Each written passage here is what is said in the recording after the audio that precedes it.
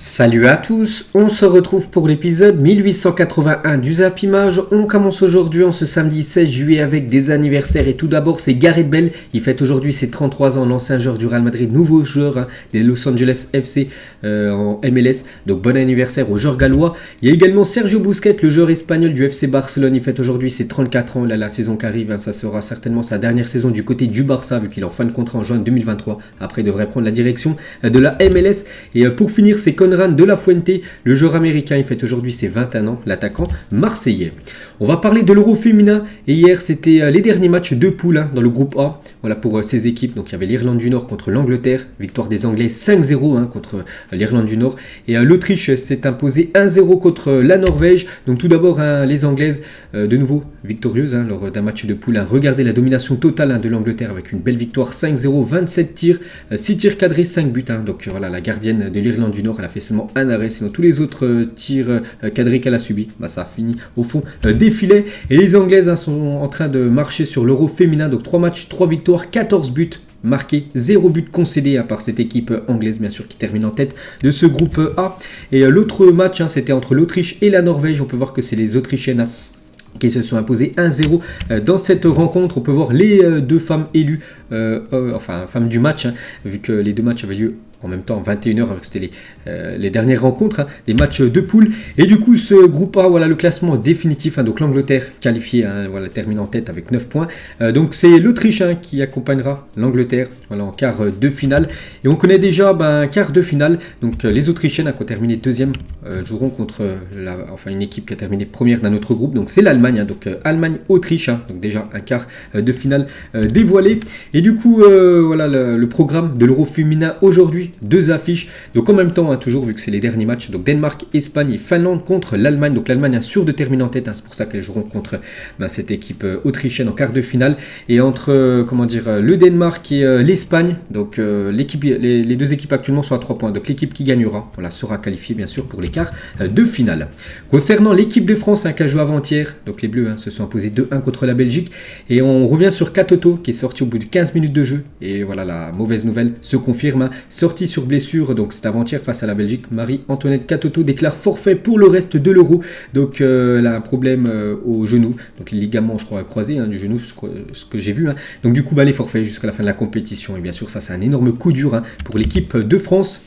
Et on peut voir qu'il y avait beaucoup de monde encore devant le match des Bleus donc avant-hier. Donc plus de 4 millions de téléspectateurs ont assisté au match de l'équipe de France face à la Belgique. Donc c'est avant-hier sur TF1, soit une part d'audience de 25,5%. Donc en gros une personne sur 4 qui regardait la télé en France regardait le match de l'équipe de France féminine. On va parler cette fois-ci des clubs. On va parler du premier match du Paris Saint-Germain pour cette nouvelle saison. Donc c'était un match amical, c'était contre l'équipe de Quevilly-Rouen et c'est une victoire des Parisiens 2-0. Sergio Ramos et Gassama buteurs. Donc première victoire du PSG en amical. Donc voilà, le PSG commence bien on va dire cette nouvelle saison. On va voir le 11 de départ, donc avec du Donnarumma genre cadre comme Marquinhos, aussi Sergio Ramos, et aussi Paredes, Bernat. On peut voir que Vitinha commence titulaire, la nouvelle recrue. Il y avait Icardi aussi, Léo Messi qui a commencé titulaire. Donc voilà le 11 de départ les gars pour cette rencontre hier où le PSG s'est imposé tranquillement 2-0. Bon, c'était seulement un match amical. Donc Neymar qui a repris l'entraînement en même temps que Messi. Donc pourquoi il n'a pas joué? Parce que Neymar a été touché à une hanche à l'entraînement et ne jouera pas le premier match de préparation face à Quevilly-Rouen. Donc c'est pour ça que Galtier n'a pris aucun risque avec Neymar. C'est pour ça qu'il a été en gros forfait pour cette rencontre. Et il y avait aussi tous ces autres joueurs qui étaient forfaits comme Mbappé, Verratti, Hakimi ou même Kimpembe qui n'ont pas joué à cette rencontre hier contre l'équipe de Quevilly. Donc on revient sur Sergio Ramos. Donc Ramos buteur pour le premier match du PSG, donc une victoire 2-0. Donc Sergio Ramos a inscrit un but sur penalty.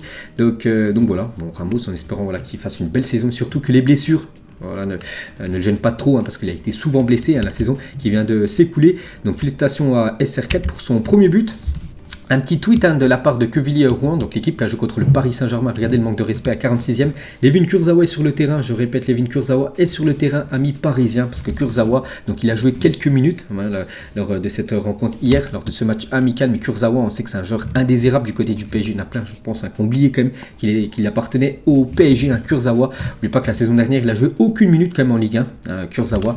Donc voilà, il a joué un petit peu hier, mais il ne fera pas partie, on va dire, du groupe parisien qui prendra la direction sélection du continent asiatique pour voilà, cette pré-saison, parce qu'officiel, Wijnaldum, Rafinha, Herrera, Kurzawa et Draxler ne feront pas partie de la tournée du PSG au Japon. Donc en gros, voilà, c'est des indésirables du côté du PSG. On peut voir quand même Wijnaldum, dernière recrue, enfin l'été 2021, un ancien joueur de Liverpool, il n'est même plus dans le groupe du PSG.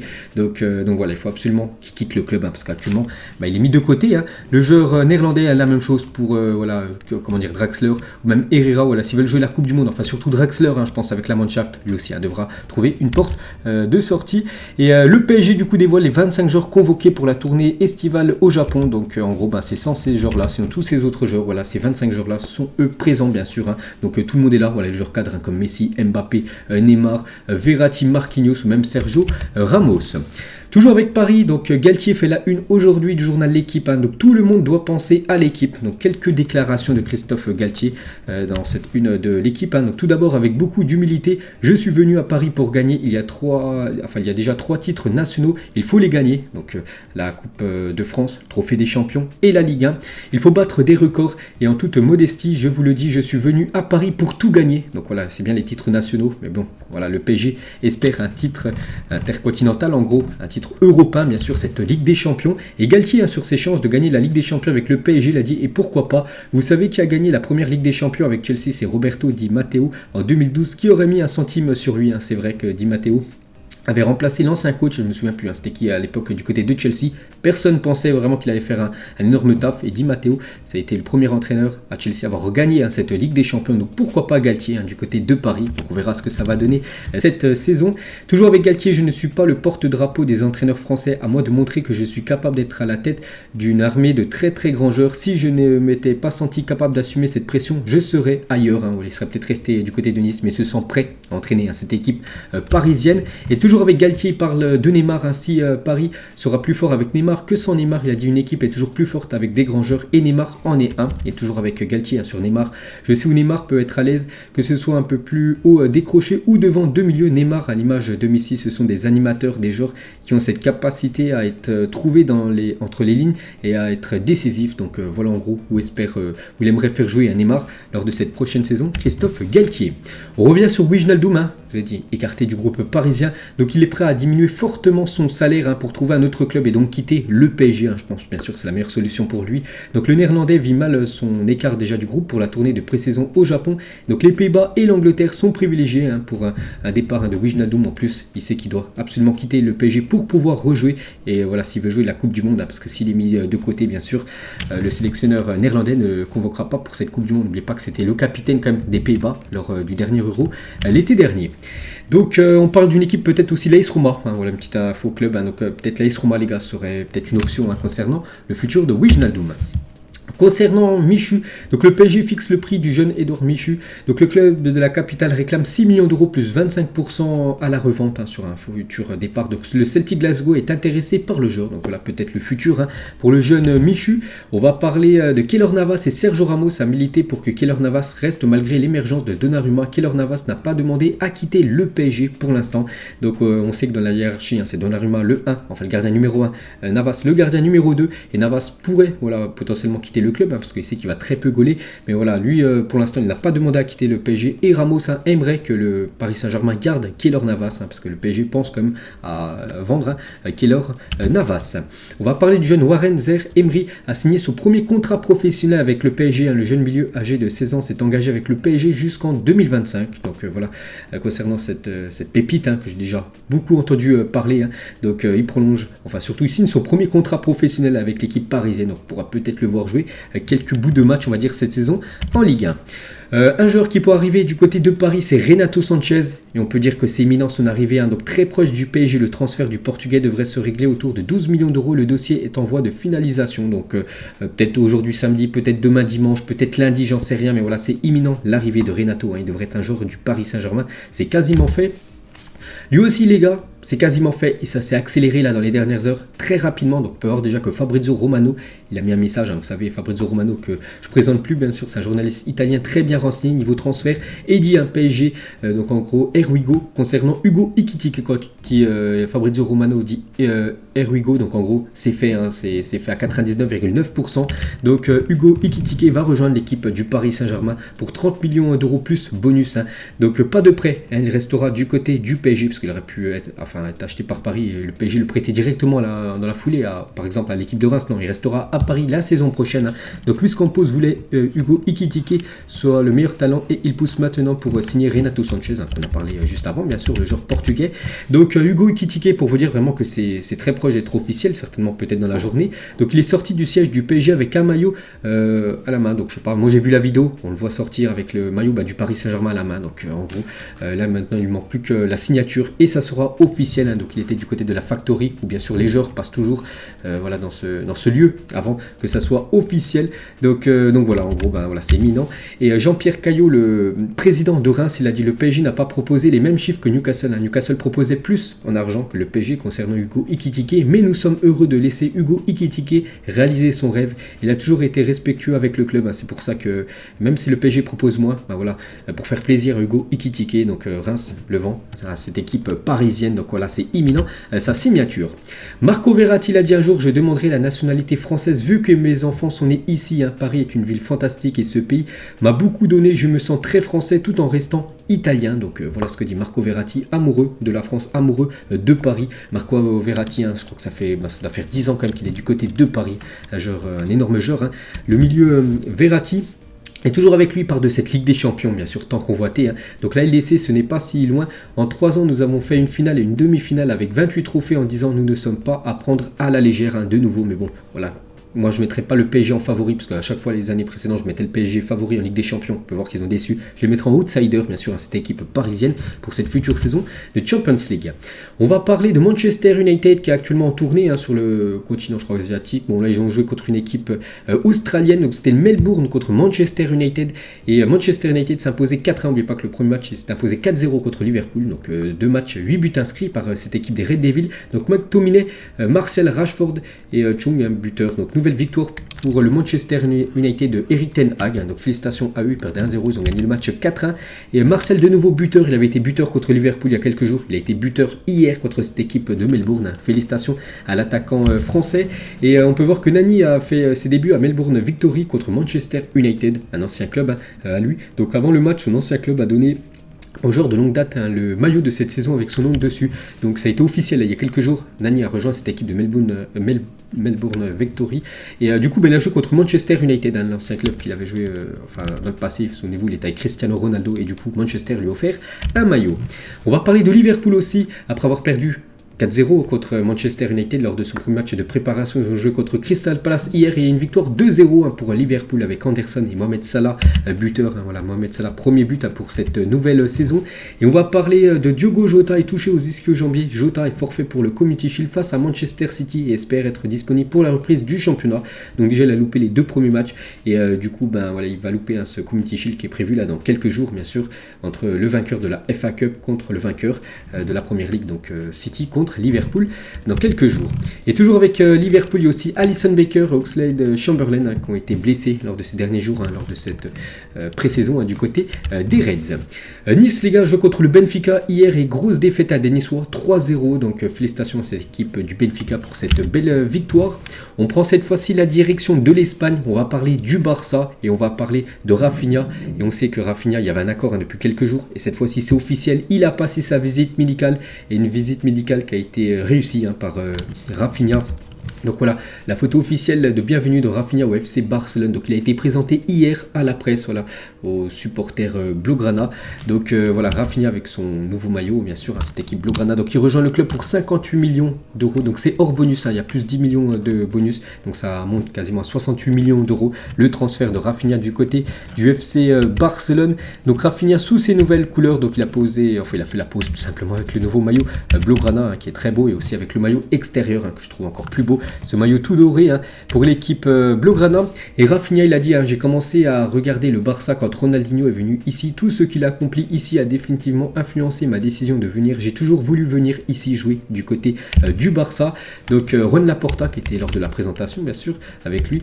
Donc il a dit, la Samba est de retour à Barcelone. La Samba, donc un Brésilien est de retour du côté du Barça. Donc il aura le numéro 11, l'ancien numéro que Neymar avait à l'époque du côté de Barcelone. Et la dernière story Instagram de Rafinha, donc il a mis ça sur son compte Instagram pour les regarder. Donc ça fait penser tout simplement à Kylian Mbappé qui avait fait la même photo à l'époque quand il était au centre de formation de Monaco avec beaucoup de posters de CR7 du côté du Real.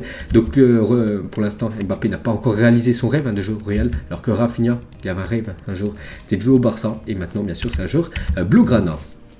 Et Deco, les gars, donc il a renoncé à ses commissions pour rendre le transfert de Rafinha possible, donc à un certain montant. Donc Deco, les gars, ancien joueur du Barça, ancien très grand joueur bien sûr de football, genre portugais, donc c'est l'agent de Rafinha, et du coup il a renoncé à des commissions, voilà, tout simplement pour que le transfert de Rafinha, son client, soit possible du côté de Barcelone. On va parler d'un autre joueur qui doit arriver du côté du Barça, et lui, ça s'est vraiment très accéléré dans les dernières heures. Donc Lewandowski déjà refuse de négocier avec le PSG et Chelsea, il veut passer de club. Il veut jouer au FC Barcelone et ça sent très très bon pour le Barça parce que les positions du Barça et du Bayern se sont fortement rapprochées pour un transfert de Robert Lewandowski. Donc là, le Bayern était bloqué depuis quand même pas mal de semaines et là ces dernières heures ça s'est décanté. Donc l'attaquant polonais pourrait devenir un joueur du FC Barcelone ce week-end. Donc normalement, ce week-end ça devrait être officiel, soit aujourd'hui, soit demain maximum. Donc Fabrizio Romano, que j'ai déjà parlé tout à l'heure avec Hugo Ekitike. Donc la même chose, Erwigo. Donc en gros c'est fait quand Fabrizio Romano dit ça. Donc voilà, c'est fait à, comme je dis, à 99,9%. Donc il a mis son traduit à Lewandowski à Barcelone, c'est parti. Donc le Bayern vient de dire au Barça qu'ils avaient accepté la proposition finale, accord enfin en place entre toutes les parties. Donc il manquait plus que l'accord du Bayern parce que le joueur lui était ok pour rejoindre le Barça. Le Barça était ok pour accueillir Lewandowski, il manquait plus que l'accord du Bayern. Le Bayern accepte l'offre du FC Barcelone. Donc Lewandowski a demandé au Bayern de partir également vendredi. Il se rendra à Barcelone ce week-end pour signer son contrat. Donc voilà, et on peut voir que la femme de Robert Lewandowski semble valider les infos de Fabrizio Romano, j'ai montré juste avant sur son compte Twitter, parce qu'elle a aimé tout simplement, où c'est marqué Lewandowski Erwigo, donc en gros c'est signé, c'est bouclé, donc ils le confirment tous. Donc il y a Fabrizio Romano, qui est le numéro 1, on va dire, en fiabilité, niveau transfert, et Di Marzio aussi, on peut voir aussi Gérard Romero, très bien renseigné sur l'équipe du Barça. Voilà, tous ces sites, ou ces personnes, les gars, ces journalistes valident que Lewandowski va signer du côté du FC Barcelone. Donc le Bayern devra accepter la dernière offre. Donc c'est une offre aux alentours des 50 millions, parce que je l'ai en tête, parce que je ne crois pas que je l'ai montré, non. Donc c'est 50 millions plus 5 millions de bonus. Donc en gros un transfert à 55 millions d'euros, bonus compris. N'oubliez pas qu'il ne lui reste plus qu'un an de contrat. Il a 34 ans. Pour moi je trouve quand même que c'est cher. Je pense aux alentours des 40 millions d'euros, ça aurait été plus juste. Mais bon voilà, le Bayern quand même récupère une grosse somme d'argent. Donc il signera 4 ans du côté du Barça. Et le Barça aurait déjà commencé à préparer la présentation de Lewandowski. Normalement ça sera après-demain, lundi, où il y aura aussi les photos officielles avec Juan Laporta, tout ça, du côté de Barcelone. Donc voilà, c'est mis dans la signature du Polonais. Et la une aujourd'hui du journal Sport, fichado, ce qui veut dire signé en espagnol, et la même chose en Mundo Deportivo, fichado, donc signé, voilà, l'arrivée de Lewandowski du côté de Barcelone. Et actuellement, Lewandowski est toujours à Munich actuellement, et sera présent ce matin à l'entraînement du Bayern, ce samedi matin, pour dire au revoir à ses coéquipiers, et certainement dans l'après-midi, prendre l'avion direction Barcelone pour signer son contrat, soit dans l'après-midi, soit dans la soirée, ou soit demain. Et Aubameyang a joué avec Lewandowski puis avec Ousmane Dembélé, mais jamais tous les trois ensemble. Là ça sera maintenant le cas, bien sûr. Lewandowski avec Aubameyang, retrouvailles entre ces deux joueurs qui avaient évolué à l'époque du côté de Dortmund. Et on peut ajouter aussi Ousmane Dembélé qui avait joué bien sûr avec Aubameyang à l'époque du côté de Dortmund. Et l'attaque du Barça va être exceptionnelle, donc avec du Rafinha, Aubameyang, Dembélé, Fati, Torres, Depay et Lewandowski. Donc il n'y a plus rien à dire, les gars. C'est l'une des meilleures attaques au monde, cette équipe Blaugrana. Et que pensez-vous du mercato du Barça? Pour l'instant, c'est quand même très très lourd avec du Kessié, Christensen, Dembélé qui a prolongé quand même, Rafinha, Lewandowski, c'est quasiment fait. Donc maintenant, peut-être les priorités, c'est Jules Koundé et peut-être Bernardo Silva si Frenkie de Jong venait à quitter le club. Et les principales signatures du Barça lors des 18 18 derniers mois. On peut voir voilà, qu'il y a eu des énormes joueurs comme Ferran Torres, Depay, donc je ne vais pas citer tous les joueurs comme Agüero, malgré qu'il a très peu joué. Donc voilà, et sacré recrutement, c'est certainement par rapport à Juan Laporta qui a quand même changé la donne du côté de Barcelone. N'oubliez pas que l'ancien président, donc c'était très moyen depuis l'arrivée de Juan Laporta. Donc voilà, il a fait bouger les choses. On peut voir que là, niveau recrutement, ça se ressent du côté de Barcelone. Et on peut voir le 11 du Barça que veut Xavi, donc avec devant Lewandowski, Dembélé et Ansu Fati. On peut voir que Ferran Torres serait le remplaçant de Fati, donc Aubameyang serait le remplaçant de Lewandowski, peut-être Rafinha le remplaçant de Dembélé. Bon, à voir, parce que bien sûr si le Barça a investi 60 millions d'euros pour le faire jouer, peut-être à la place de Ansu Fati, mais voilà, le Barça aura vraiment une équipe taillée pour remporter la Liga ou même la Ligue des Champions la saison prochaine. Et concernant Frenkie de Jong, donc Matteo Alemany, donc le directeur sportif du Barça, Frenkie est un joueur très important pour nous, et nous comptons sur lui, mais nous savons aussi que nous devons vendre des joueurs à cause du fair play financier de la Liga. Donc voilà, le joueur, il a toujours dit, lui veut rester du côté de Barcelone, mais voilà, Matteo Alemany, le directeur sportif, dit que s'il venait à quitter le club, c'est pour respecter le fair play financier, parce que là le Barça a beaucoup investi, il va falloir bien sûr lâcher des joueurs, et Frenkie de Jong devrait normalement quitter cette équipe pour rejoindre Manchester United. Et toujours avec Matteo Alemany, donc il vient d'annoncer que la nouvelle clause libératoire d'Ousmane Dembélé de 100 millions d'euros, Lucas prolongé de 2 saisons supplémentaires jusqu'en 2024, donc il a une clause de 100 millions d'euros sur son contrat, Ousmane Dembélé. Et toujours avec le Barça, donc aujourd'hui on est le 16 juillet, donc ils ont déjà joué contre l'équipe de Holot où il y a eu un partout. Donc le prochain match, parce que là ils vont s'envoler, je crois que c'est aujourd'hui ou demain, aux États-Unis du côté de Miami pour jouer contre l'Inter Miami. Donc le match est prévu le 20 juillet prochain, avant ce match, le 24 juillet prochain, donc dans 8 jours, contre l'équipe du Real Madrid à Las Vegas.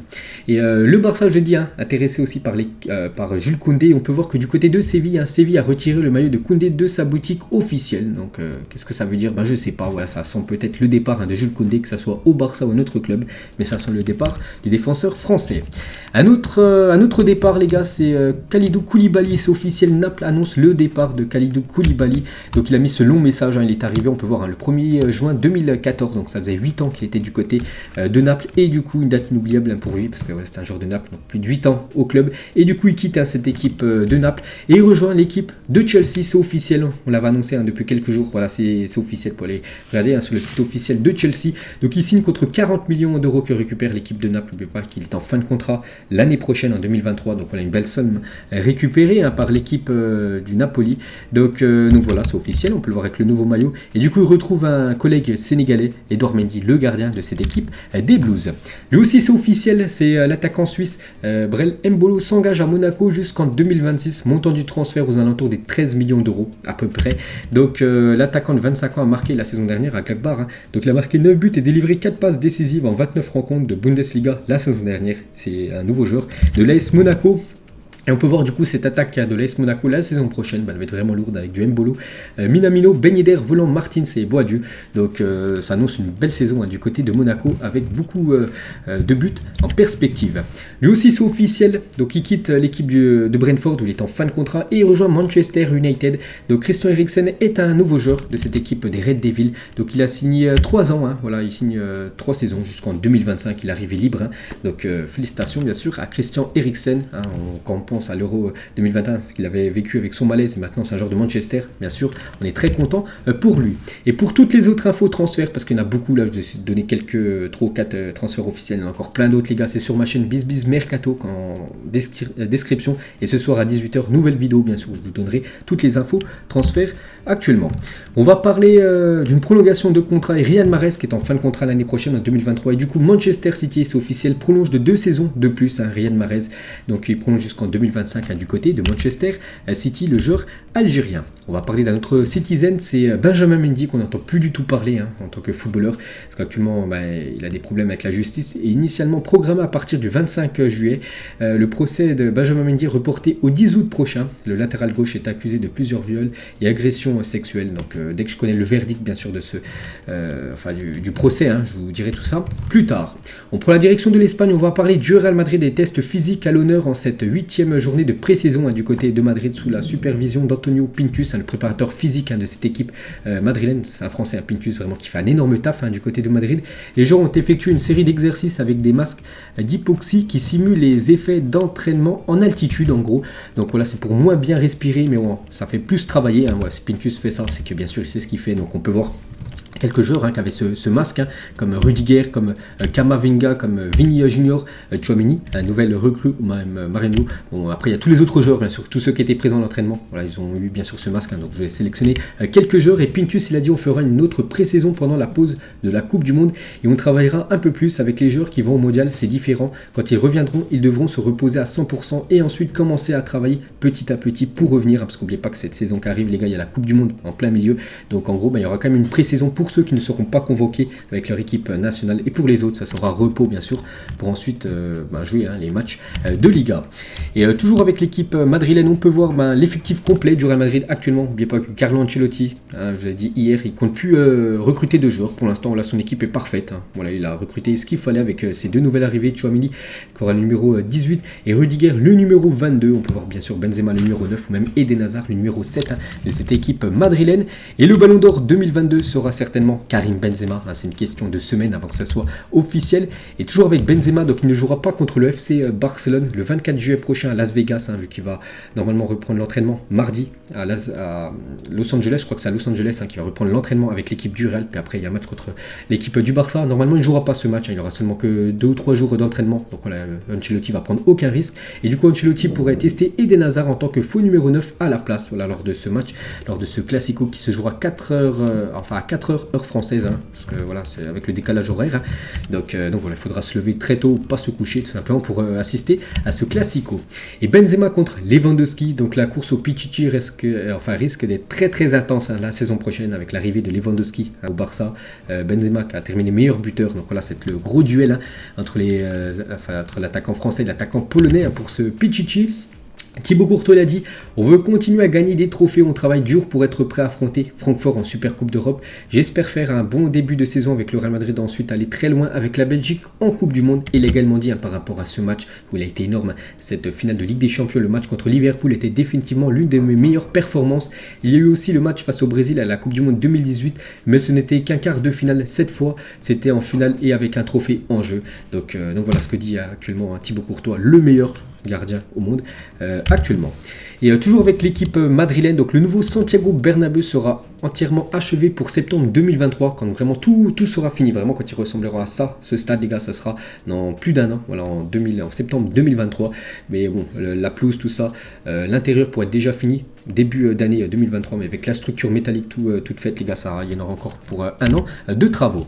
On va parler de Kylian Mbappé et du futur FIFA 23, donc il aura la meilleure note de FIFA 23 et devrait disposer de la note générale de 92 en note générale, donc c'est la première fois depuis 2007 que ni Messi ni Cristiano Ronaldo ne sera à la première place du jeu, parce qu'avant c'était soit Ronaldo soit Messi, le meilleur, enfin celui qui avait la plus haute note dans le jeu FIFA, et l'année prochaine ça sera tout simplement Kylian Mbappé avec une note de 92, donc voilà en gros à quoi pourrait ressembler la carte de Kylian Mbappé avec plus de 98 sur 99 en vitesse, c'est énorme, 89 de tir ou même 93 de dribble pour l'attaquant parisien. Et ce à quoi devrait ressembler l'image officielle de FIFA 23, n'oubliez pas que c'est la dernière fois qu'un jeu va s'appeler FIFA 23, parce qu'à partir de dans 2 ans, donc normalement ça devait être FIFA 24, donc ça sera eSport 24, donc eSport FC exactement, le nouveau FIFA, vu que ça va changer de nom.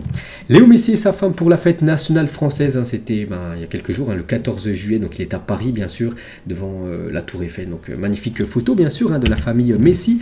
On revient 9 ans jour pour jour en arrière, Edinson Cavani signé au PSG, il est toujours actuellement le meilleur buteur de l'histoire du PSG, 301 matchs, 200 buts pour Cavani, donc si Ligue 1 remporté 4 Coupes de France, 5 Coupes de la Ligue, 4 trophées des champions et meilleur buteur de l'histoire du club, une légende totale du côté de Paris, Edinson Cavani, donc il y avait 9 ans jour pour jour, il rejoignait cette équipe parisienne.